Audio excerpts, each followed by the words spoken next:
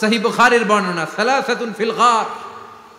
বনী ইসরাইলের জামানায় তিনজন লোক সফরে বেরিয়েছে, বানোয়াট ঘটনা না, এটা বুখারীর ঘটনা। সফরে বেরিয়েছে, মরুভূমির মাঝখানে প্রতিমধ্যে প্রচন্ড তুফান আর বৃষ্টি। বৃষ্টি থেকে বাঁচার জন্য এরা একটা পাহাড়ের গুহার ভেতরে ঢুকেছে। হঠাৎ থান্ডার, বজ্রপাত, বিজলি, মুষলধারে বৃষ্টি। বৃষ্টির পানিতে পিচ্ছিল হয়ে উপর থেকে বিশাল প্রকাণ্ড একটা পাথরের খণ্ড এসে গুহার মুখের মধ্যে আটকে গিয়েছে। যেই গুহার মুখ দিয়ে তারা ঢুকেছে, ওইখানে বিশাল একটা পাথর গড়িয়ে এসে উপর থেকে বলল, অন্ধকার, ভিতরে কোনো আলো নাই, কোনো জনমানব নাই, বাঁচানোর কেউ নাই, কিচ্ছু দেখা যায় না, ঘুটঘুটে অন্ধকার। বাইরে থেকে আলো আর অক্সিজেন যে আসবে ওই সুযোগটাও নাই। তিনজন বুঝে গেল আমাদের মৃত্যু এখানেই হবে, আমাদের কঙ্কালগুলো শত শত বছর এখানে পড়ে থাকবে, কেউ উদ্ধারের জন্য আসবে না। ঠিক কিনা?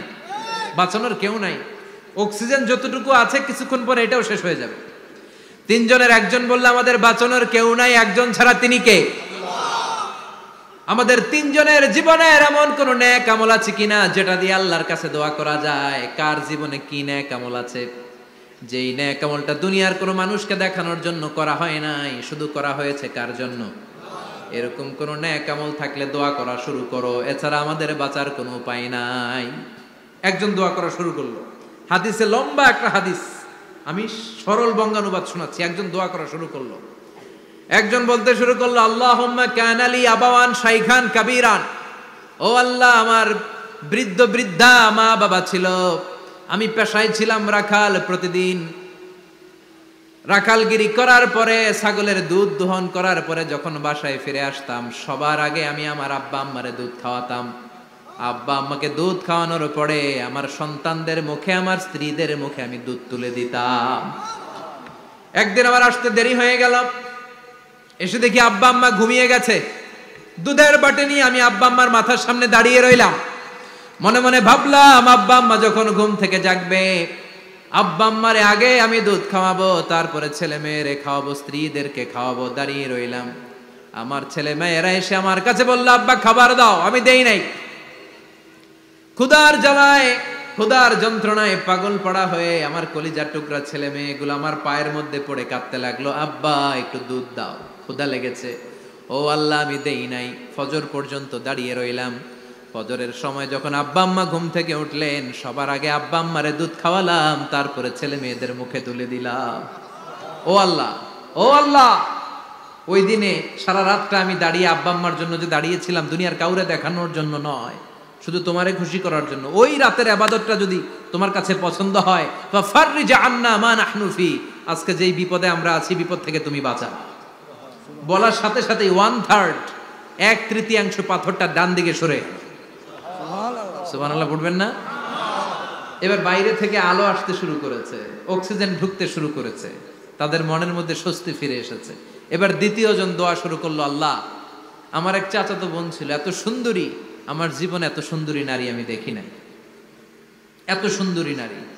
ওয়া কুনতু উহিব্বুহু বিআশাদ্দি মা ইউহিব্বুর রিজাল আন নিসা, একজন পুরুষ একজন নারীকে যত ভালোবাসতে পারে আমি ঠিক ততটা ভালোবাসতাম আমার এই সুন্দরী কাজিনকে, চাচাতো বোনকে। কিন্তু আমার মনের কথা আমার চাচাতো বোনরা আমি বুঝাতে পারি নাই।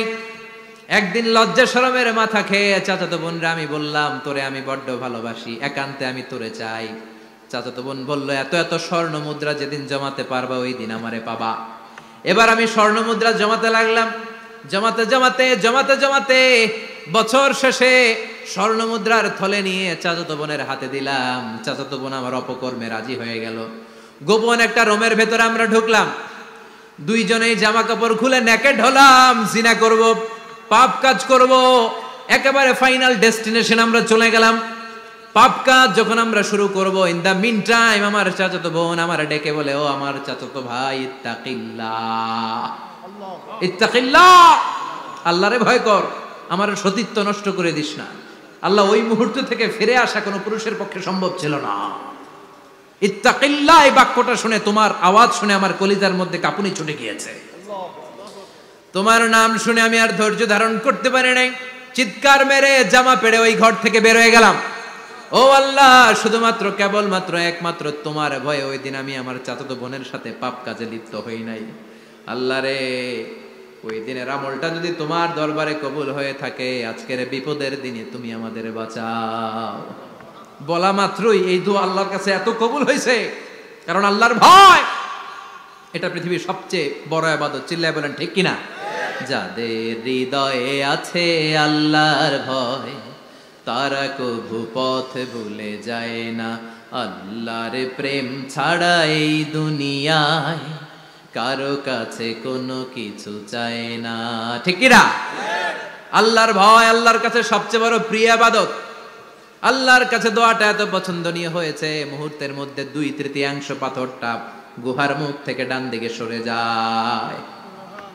2/3 পাথর এখন সরে গিয়েছে। এবার তারা বেরোতে চেষ্টা করলো, দেখা যায় হাত বেরোয়, কারো পা বেরোয়, মাথা বেরোয়, কিন্তু পুরো বডিটা নিয়ে বেরোয়া যায় না। বাকি আছে কয়জন? কথা কন। এবার 3 নাম্বার লোক দোয়া করতে শুরু করেছে, আল্লাহ ইন্নী ইস্তাজারতু উজারা ফাদাফাতু সামানাহুম। আল্লাহ, আমি অনেকগুলো শ্রমিক ভাড়া করেছিলাম, তাদেরকে দিয়ে কাজ করিয়ে তাদের ঘাম শুকিয়ে যাওয়ার আগে প্রত্যেকটা শ্রমিকের পারিশ্রমিক আমি দিয়ে দিয়েছি। সবগুলো শ্রমিক আমার কাছ থেকে পারিশ্রমিক বুঝে নিয়েছে, একজন ছাড়া। একজন না নিয়ে চলে গেছে। তার টাকা তারে আমি বুঝাই দিতে পারি নাই। তার রেখে যাওয়া টাকা দিয়ে আমি কয়েকটা ছাগল কিনলাম। ওই ছাগল পালতে পালতে বাচ্চা দিল, আরো বাচ্চা দিল, দিতে দিতে বিশাল ছাগলের ডেইরি ফার্ম বানালাম। 1 যুগ পরে ওই শ্রমিক এসে বলে, হে আমার মালিক, 12 বছর আগে তোমার কাছে কাজ করেছিলাম, টাকা কিন্তু নেই নাই, টাকা দাও। আমি বললাম, ওই যে বিশাল ছাগলের বড় একটা ডেইরি ফার্ম দেখা যায়, পুরো ডেইরি ফার্ম তোমার, ডেইরি ফার্মটা তুমি নিয়ে যাও। শ্রমিক আমারে বলতে লাগলো, তাস্তাজিউ মিন্নি, আমার সাথে ঠাট্টা করো নাকি? একদিনের পারিশ্রমিক দিয়ে ডেইরি ফার্ম হয় নাকি? যতটুকু টাকা তোমার কাছে আমি 12 বছর আগে পেতাম, ততটুকু দিলেই চলবে। তারে আমি বুঝিয়ে বললাম, তোর টাকা দিয়ে ছাগল কিনেছি, ছাগলের ব্যবসা করে ডেইরি ফার্ম বানিয়েছি, একটার পর একটা ছাগল বাচ্চা দিতে দিতে আজকে হাজার হাজার ছাগলের এই ডেইরি ফার্ম, পুরো ডেইরি ফার্মটা আমি তোরে দিয়ে দিলাম। বলা মাত্র ওই শ্রমিকটা ডেইরি ফার্ম নিয়ে চলে গেল। মাবুদের এই কঠিন বিপদের দিন সে শুধু দাবি করেছিল তার পারিশ্রমিক, তার পারিশ্রমিকের টাকা তার হাতে দিলে সে খুশিতে বাকবাকুম, কিন্তু তার বদলে পুরো ডেইরি ফার্মটা আমি তার হাতে তুলে দিয়েছি একমাত্র তোমার সন্তুষ্টির জন্য। ওই দিনের আমলটা যদি তোমার দরবারে একটুও ভালো লেগে থাকে রে মাওলা, আজকের কঠিন বিপদ থেকে বাঁচাও। বলতে দেরি মুহূর্তের মধ্যে বিশাল পাথর খণ্ডটা গুহার মুখ থেকে ডান দিকে সরে যাও। আল্লাহর শুকরিয়া করে 3 জন বের হয়ে যায়। সহিহ বুখারীর বর্ণনা। আপনার জীবনে এমন কোন নেক আমল যদি থাকে যেটা শুধু আল্লাহর দেখানোর জন্য করছিলেন, আমরা আমল করব অবশ্যই দেখানোর জন্য, তবে মানুষকে নয়। কারা দেখানোর জন্য? আমাদের সব দেখানো হবে একজনকে। চিল্লায় বলেন তিনি কে? লা ইলাহা ইল্লাল্লাহ, আর একটা হচ্ছে আল্লাহু আকবার। এই 4টার চেয়ে শ্রেষ্ঠ জিকির আর নাই। কথা বলেন, এটা এই 4টার ভিতরে ইল্লাল্লাহ আছে? কথা বলেন। এজন্য জিকিরকে আমরা খণ্ডিত করব না। ঠিক যেমন যেমন সহিহ সুন্নাহ এসেছে তেমন তেমন জিকির করলে আপনার কলিজাটারে ঠান্ডা করে দিবে কে? ইল্লাল্লাহর ব্যাখ্যা থাকতে পারে। অনেকে ব্যাখ্যা করে যে এটার মধ্যে লা ইলাহা আছে, এটাকে গোপন রাখা হয়েছে, আমরা ইল্লাল্লাহ পড়ি না, ওটার দরকার নাই। বিশ্বনবী এবং সাহাবারা যেই পন্থায় জিকির করেছেন, যেই পন্থায় জিকির শিখিয়েছেন, ওইটার ভিতরে বরকত বেশি না কম? কথা বলেন, বেশি না কম? এজন্য বিশ্বনবী বললেন আল্লাহর কাছে প্রিয় কথা 4টা। একটা হলো সুবহানাল্লাহ, দ্বিতীয়টা হলো আলহামদুলিল্লাহ, তৃতীয়টা হলো লা ইলাহা ইল্লাল্লাহ, চতুর্থটা হলো আল্লাহু আকবার। সুবহানাল্লাহ, আমার সাথে সাথে আওয়াজ করে পড়েন সুবহানাল্লাহ, আলহামদুলিল্লাহ, লা ইলাহা ইল্লাল্লাহ, আল্লাহু আকবার, সুবহানাল্লাহ, আলহামদুলিল্লাহ, লা ইলাহা ইল্লাল্লাহ। আওয়াজ করে পড়েন আল্লাহু আকবার। মনে থাকবে? জিকিরের ওয়াজ শেষ। এগুলোর চেয়ে শ্রেষ্ঠ জিকির নাই। সবচেয়ে শ্রেষ্ঠ জিকির লা ইলাহা ইল্লাল্লাহ, সবচেয়ে শ্রেষ্ঠ কালিমা আল্লাহর কাছে এই 4টা। একটু খেয়াল করে দেখেন, এই প্রতিটা জিকিরের মধ্যে আমার আল্লাহর নাম আছে না নাই? সুবহানাল্লাহ আছে না? আলহামদুলিল্লাহ, লা ইলাহা ইল্লাল্লাহ, আল্লাহু আকবার। আল্লাহ ছাড়া, আল্লাহর নাম থাকবে না, যেই শব্দের মধ্যে ওই সমস্ত নাম আর হুই হুই হুই হুই এগুলো দিয়ে কোনো জিকির করা যাবে। আবার আব্দুল্লাহ ইবনে আমর ইবনুল আস বর্ণনা করেন, বিশ্বনবী যখন জিকির গুলো করতেন, আমি বিশ্বনবীকে দেখেছি বিশ্বনবীর আঙ্গুলের কড়ায় জিকির গুনতেন। সুবহানাল্লাহ পড়েন। দেখতেছেন আমার হাত দেখা যায়, দেখা যায়, দেখা যায়। রাআইতুন নাবিয়্যা, আব্দুল্লাহ ইবনে আমর ইবনুল আসের বর্ণনা, রাআইতুন নাবিয়্যা ইয়াকিদু তাসবিহা বিয়ামিনিহি, আমি বিশ্বনবীকে ডান হাতের গিড়ার ভেতরে তাসবিহ গুনতে শুনেছি, তাসবিহ গুনতে দেখেছি। সুবহানাল্লাহ পড়েন। এখন আমরা লম্বা তাসবিহ ছড়া নেই না, এটা জায়েজ, কিন্তু শ্রেষ্ঠ হচ্ছে হাতের গিড়ায় গণা। এই প্রতিটা গিড়া in the day of judgement আপনার পক্ষে সাক্ষী দিবে। মনে থাকবে কিভাবে গুনবেন? বা হাতে না ডান হাতে? ডান হাত উঁচু করেন সবাই, এইভাবে। নামাজ শেষ, আল্লাহু আকবার পড়ে 3 বার ইস্তেগফার পড়ে গণা শুরু, এইভাবে সুবহানাল্লাহ, ঠিক আছে? এরপর আলহামদুলিল্লাহ, এরপর আল্লাহু আকবার। সবাই রাজি তো? সবাই রাজি? আল্লাহ তুমি কবুল করো, আরো জোরে পড়েন আমিন। তাহলে আমরা তাওবার পদ্ধতি জানলাম, কেন আমরা ইস্তেগফার পড়বো জানলাম, এরপরে জিকিরের খুঁটিনাটি জানলাম। এবার কেমন করে আল্লাহর কাছে দোয়া করবো এটাও জানার দরকার আছে না নাই? বিশ্বনবী বললেন আর দোয়া মুখুল ইবাদা, দোয়া হলো ইবাদতের নির্যাস। যে দোয়া করে না সে কিছুই করে না। তিরমিজির আরেক বর্ণনায় বিশ্বনবী বললেন আর দোয়া হুয়াল ইবাদা, দোয়াটাই হলো ইবাদত, দোয়াটাই ইবাদত। ধরেন আমি দোয়া করা শুরু করলাম, এটাই ইবাদত। নামাজ যেমনি ইবাদত, জিকির যেমনি ইবাদত, হজ করা যেমনি ইবাদত, দোয়া করাটাও। এজন্য প্রতি নামাজের শুরুতে দোয়া আছে না নাই? সূরাতুল ফাতিহার আরেক নাম সূরাতুদ দোয়া, দোয়ার সূরা। আমরা প্রত্যেকবার সূরা ফাতিহা যখন পড়ি আমরা পড়ি ইহদিনাস সিরাতাল মুস্তাকিম। সবাই পড়েন ইহদিনাস সিরাতাল মুস্তাকিম। ও আল্লাহ আপনি আমাদেরকে সরল সঠিক পথ দেখান। পড়েন আমিন। ও আল্লাহ show us the right path, show us the correct path, show us the middle path. আল্লাহ মধ্যম পন্থা দেখান, মাঝামাঝি রাস্তাটা দেখান, সিরাতুল মুস্তাকিম দেখান। আমাদেরকে রাস্তা দেখায় কে? কথা বলেন না। আমরা যদি পথ ভুলে যাই পথ দেখায় দেয় কে? আমি যদি কোনদিন পথে ভুলে যাই হাত ছানি দিয়ে কাছে নিও, মমতার বন্ধনে আমায় বেঁধে সব ভুল ক্ষমা করে দিও। আমি যদি কোনদিন পথ ভুলে যাই হাত ছানি দিয়ে কাছে নিও, মমতার বন্ধনে আমায় বেঁধে সব ভুল ক্ষমা করে দিও। আমি যদি কোনদিন পথ ভুলে যাই, পড়েন, হাত ছানি দিয়ে কাছে নিও, মমতার বন্ধনে আমায় ডেকে সব ভুল ক্ষমা করে দিও। চিল্লায় পড়েন আমিন।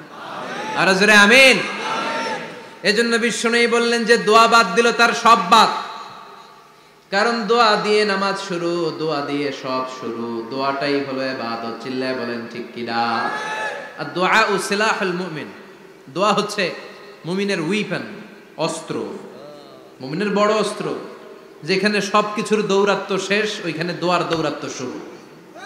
যেখানে সবকিছুর কারিশমা শেষ ওখান থেকে দোয়ার কারিশমা শুরু। এরকম অনেক ক্যান্সারের মতো দুরারোগ্য ব্যাধিতে আক্রান্ত, ডক্টর ফাইনালাইজ করে দিয়েছে বাঁচবে না, 2 মাস বাঁচবে। কয় মাস? কথা বলেন। মাত্র 2 মাস সে বাঁচবে। তারপরেও দেখা গেছে লোকটা 7 বছর বেঁচে ছিল। আছে না নাই? দোয়া, the power of দোয়া। Everything is pre-written, but by supplication is it's rewritten.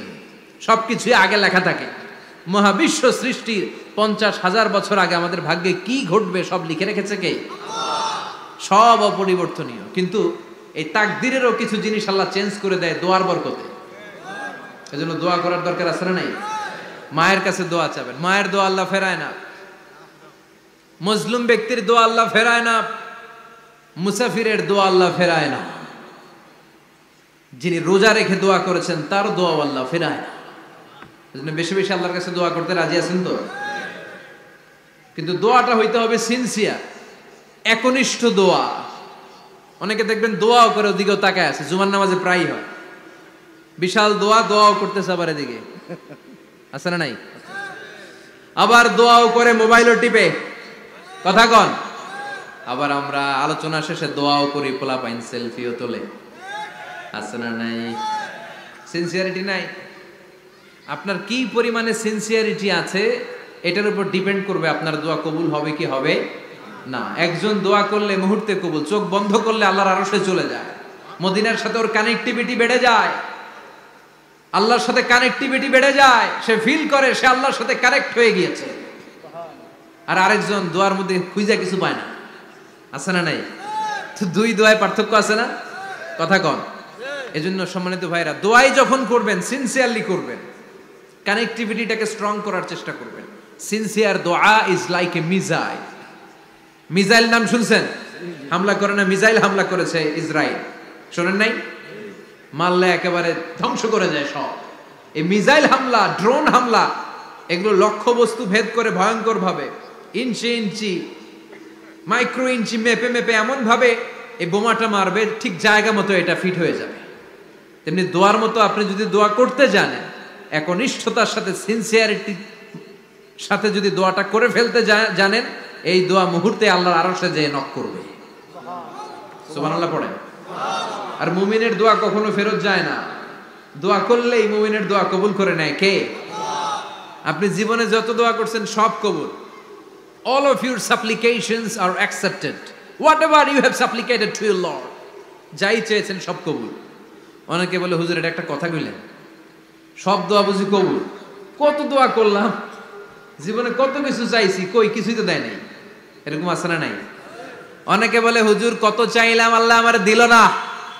5টা আল্লাহ মেয়ে দিয়েছে, একটা ছেলের জন্য কাবাঘর ধরেও দোয়া করে আসছি, হাজরে আসওয়াদ ধরে দোয়া করে আসছি, মুলতাজামে দোয়া করে আসছি, আরাফাতের ময়দানে দোয়া করছি, কই আল্লাহ দিল না। আর আপনি ওয়াজে কোন যত দোয়া করছেন সব কবুল করে নিছে কে? কন্ট্রাডিক্ট হয়ে গেল না? আমি বললাম সব দোয়া কবুল, আর আপনারা কইতেছেন কই কত কিছু তো পাই নাই। আল্লাহর দোয়া কবুল করার 3টা পদ্ধতি আছে। কয়টা? আপনাদের জিমানি আসছে? কথা শুনতেছেন তো? 3টা পদ্ধতিতে তিনি দোয়া কবুল করেন। চিল্লায় বলেন কয়টা? আপনি দোয়া করা মাত্রই আল্লাহ এই দোয়াটা অ্যাকসেপ্ট করে নেয়। আল্লাহ বলে accepted, rejected he never shed your সাপ্লিকেশন is rejected. তোমার দোয়া রিজেক্ট করে দিলাম, এটা আল্লাহ কখনো বলে? সুবহানাল্লাহ পড়বেন না? দোয়া করা মাত্রই কবুল করে কে? তবে 3টা পদ্ধতিতে করে। চিল্লায় বলেন তো কয়টা? যখনই যা চাইবেন আল্লাহ বলে দেব দেব দেব, দেব না কখনো বলে না। 3 পদ্ধতিতে কবুল হয়। পদ্ধতি নাম্বার 1, কোন বিষয় আল্লাহর কাছে চাইলেন, দোয়া করলেন, আল্লাহ বলে দেব দেব বলেই তিনি দিয়ে দেয়, ফলে আপনি পেয়ে যান, আপনি খুশি। সুবহানাল্লাহ পড়েন। পদ্ধতি নাম্বার 2, আপনি আল্লাহর কাছে কিছু চাইলেন, আল্লাহ তখনও বলে বান্দা তোরে দেব, রিজেক্ট করে দিলাম এটা বলে না, দেব তবে এখন না, লেটার অন, একটু দেরি করে, পরে দেব, কখন দিলে আমার জন্য ভালো, আমার চেয়েও ভালো জানে কে? তাইলে মাঝে মাঝে সাথে সাথে দেয়, মাঝে মাঝে দেরি করে দেয়। পদ্ধতি নাম্বার 3, আল্লাহর কাছে দোয়া করলেন, আল্লাহর কাছে কায় মনোবাক্যে চাইলেন, তখনও আল্লাহ বলে বান্দা আমি দেব, তুই নিরাশ হইস না, তবে এখন দেব না, দেরি যেদিন বিপদে পড়ে যাবি ওই দিন দেব। যেদিন পিতা সন্তানরে চিনে না, সন্তান পিতারে চিনবে না, পীর সাহেব মুরিদরে চিনবে না, মুরিদ পীর সাহেবরে চিনবে না, মুসল্লি ইমাম সাহেব চিনবে না, ইমাম মুসল্লি চিনবে না, নেতা কর্মী চিনবে না, কর্মী নেতারে চিনবে না। চিল্লা এখন ঠিক কিনা? কেউ কাউরে চিনবে না, কেউ কাউর কোনো উপকারে আসতে পারবে না। ওই কঠিন দিনে তোরে আমি দেব রে গোলাম। তাহলে এই যে এতগুলা দোয়া ছোটবেলা থেকে আনটিল টুনাইট, এর রাত পর্যন্ত যে দোয়াগুলো আল্লাহর কাছে করছেন, লস হয়েছে? চিল্লায় বলেন লস হয়েছে না লাভ? লস না লাভ? আল্লাহ বলে গোলাম চা বেশি বেশি দোয়া কর, উজিবু দাওয়াতাদ দাঈ ইযা দাআন। আমার বান্দা আমার কাছে চাইতে দেরি হয়ে যায়, দোয়া কবুল করতে দেরি হয়, এজন্য বারবার চাইতে হবে। না দিলেও চাও, না দিলেও হয় একটু পরে দিবে, দেরি করে দিবে, যখন আমার জন্য উপকার হবে ভালো হবে তখন দিবে, তা না হলে কিয়ামতের ময়দানে দিবে। চিল্লায় বলেন ঠিক কি না? বেশি বেশি দোয়া করবেন, সবার জন্য করবেন, নিজের জন্য করবেন, ফ্যামিলি মেম্বারসদের জন্য করবেন, শুভাকাঙ্ক্ষীদের জন্য করবেন, শত্রুদের জন্য বেশি করবেন, হেটার্স যারা আছে ওদের জন্য বেশি দোয়া। আল্লাহ যেন এগুলোর হেদায়েত দেয়। ইসলাম বিরোধী যারা এদের জন্য দোয়া, হিন্দু বন্ধু থাকলে এদের জন্য দোয়া, হেদায়েতের দোয়া। ঠিক কি না? সবাই সবার জন্য দোয়া করেন। অনেকে কয় হুজুর আমি আরেকজনের জন্য করবো কেন, হ্যাটটা হ্যাঁ করবো, আমার দোয়া আমি করুম, আছে না নাই? না, আপনি তার জন্য করবেন। আপনি যদি আপনার ভাইয়ের জন্য দোয়া করেন, ফেরেশতারা বলে ওয়ালাকা বিমিসলিন, মানে আল্লাহ সে তার ভাইয়ের জন্য যে দোয়া করলো এই দোয়াটা আগে তার জন্য তুমি কবুল করে নাও। আপনি যদি দোয়া করেন আল্লাহ আমার ভাই অসুস্থ, তুমি তারে সুস্থ করে দাও, ফেরেশতারা বলে আল্লাহ যেই লোকটা দোয়া করলো তার মধ্যে যদি কোনো রোগ থাকে আগে তারে সুস্থ করে দাও, পরে বাইরে। ফেরেশতাদের দোয়া কবুল করে নেয় কে? আপনার দোয়া কবুল হইতেও পারে নাও হইতে পারে, কিন্তু ফেরেশতারা আল্লাহর কাছে দোয়া করলে এটা কবুল হবে না? আপনি যদি দোয়া করেন আল্লাহ আমার ভাইয়ের আর্থিক অবস্থা খুব খারাপ, তারে ধনী বানিয়ে দাও, ফেরেশতারা বলে ওয়ালাকা বিমিসলিন, ও আল্লাহ এই দোয়াকারী তার ভাইয়ের জন্য যেই দোয়াটা করেছে আগে তার জন্য দোয়াটা কবুল করে নাও। সুবহানাল্লাহ পড়ে। এজন্য বেশি বেশি দোয়া করতে রাজি আছেন? বারবার চাইবেন, সকালে বিকালে দুপুরে রাতে শীতকালে গ্রীষ্মকালে সব সময় আমরা দোয়া করব কার কাছে? আল্লাহর কাছে। বারবার চাইলে আল্লাহ খুশি হয়ে যায়, বারবার না চাইলে আল্লাহ রেগে যায়। দুনিয়ার সিস্টেমের একেবারে বিপরীত। আমি যদি এই ভাইয়ের কাছে কোন একটা বিষয় নিয়ে আজকে যাই, ভাই আমারে 1000 টাকা দেন, বিপদে পড়ছি, দিল 1000 টাকা, নেন, বিপদ সারা, উদ্ধার হন। এক সপ্তাহ পরে আবার ভাইজান বড় বিপদে আছে, 1000 টাকা। তারপরে উনি লজ্জায় পড়ে দিবে, আসছে যখন দেই। পরের সপ্তাহে আবার মিয়া সাহেব 1000 টাকা। ওই দিন বলবে ভাই 1000 নাই, 500 নিয়ে যান, কথা কন। এর পরের মাসে যদি বলি ভাই বিপদে পড়ছি, দিবে নাকি? লাঠির বাড়ি আছে না নাই? প্রতি সপ্তাহে সপ্তাহে তোমার বিপদ, কথা কন। তার মানে এই দুনিয়ার সিস্টেম হচ্ছে একটা বিষয় নিয়ে বারবার কারো কাছে যাওয়া যায় না, চাওয়া যায় না, শরম লাগে, কথা কন। কিন্তু আল্লাহর সিস্টেমটা একেবারে উল্টো। আল্লাহর কাছে বারবার না চাইলে তিনি রেগে যায়। তিরমিজির বর্ণনা, ইন্নাহু মান লাম ইয়াসআলিল্লাহ ইয়াগদাব আলাইহি, যে ব্যক্তি কোনো বিষয় নিয়ে বারবার আল্লাহর বিরক্ত করে না তার উপর আল্লাহ রেগে যায়। আর বারবার চাইতে যে লোকটা আল্লাহরে বিরক্ত করতে চায় তার উপর আল্লাহ খুশি হয়ে যায়। এজন্য চাবেন আল্লাহর কাছে আজকে থেকে, চাবেন। দোয়া করলে যে কবুল হয় বিশ্বাস হয় মুসলমান। নেক আমলের ওসিলা দিয়ে দোয়া কবুল হয়। আপনার জীবনে যদি কোনো নেক আমল থেকে থাকে, যে নেক আমলগুলো আপনি আল্লাহর সন্তুষ্টির জন্য করেছেন, আমি আজকের মাহফিল আল্লাহর নামে একটা কসম কেটে বলে যাই, ওয়াল্লাহি আল্লাহর কসম করে আমি আপনাদের বলছি, আপনার জীবনের এমন কোনো নেক আমল যদি থাকে যে আমলটা শুধুমাত্র কেবলমাত্র আপনি আল্লাহকে খুশি করার জন্য করেছিলেন, ওই নেক আমলের ওসিলা দিয়ে দোয়া করতে দেরি হবে, দোয়া কবুল হতে দেরি হবে। বিশ্বাস হয়? সন্দেহ লাগছে মনে হয়? বিশ্বাস হয় সবার? নেক আমলের ওসিলা, ওই নেক আমলটা শুধুই হয়েছে কার জন্য? চোখের পানি ছাড়ছিলেন এক রাতে আল্লাহর ভয়ে, কাউরে দেখানোর জন্য না, ওই নেক আমল। রাত্রিবেলা হেঁটে যাচ্ছিলেন মসজিদের পাশ দিয়ে, দেখলেন দান বাক্স লেখা, কেউ নাই, কচকচে 500 টাকার নোট বের করে ঢুকাই দিছিলেন। এটা হচ্ছে শুধু আল্লাহরে দেখানোর জন্য নেক আমল, ঠিক কিনা? আল্লাকা সিররুন ইনদাল্লাহ বাইনাকা আনতা ওয়া বাইনাল্লাহ, আল্লাকা সাদাকাতুন তাখফা লা ইয়ালামুহা ইল্লাল্লাহ, আল্লাকা সিররুন ইনদাল্লাহ বাইনাকা আনতা ওয়া বাইনাল্লাহ, আল্লাকা সাদাকাতুন তাখফা লা ইয়ালামুহা ইল্লাল্লাহ। সুবহানাল্লাহ পড়েন। আল্লাকা সিররুন ইনদাল্লাহ, তোমার আর তোমার রবের মাঝে গোপন কিছু আছে কি যেটা আল্লাহ ছাড়া কেউ জানে না? তোমার কি কোনো গোপন দান আছে কি যেটা আল্লাহ ছাড়া কেউ দেখেনি? সুবহানাল্লাহ পড়েন। এমন কোন আমল যে আমলটা আপনি করেছিলেন শুধু আল্লাহর খুশির জন্য, ওই আমলের ওসিলা দিয়ে দোয়া করলে কবুল করবে কে? বিশ্বাস হয়?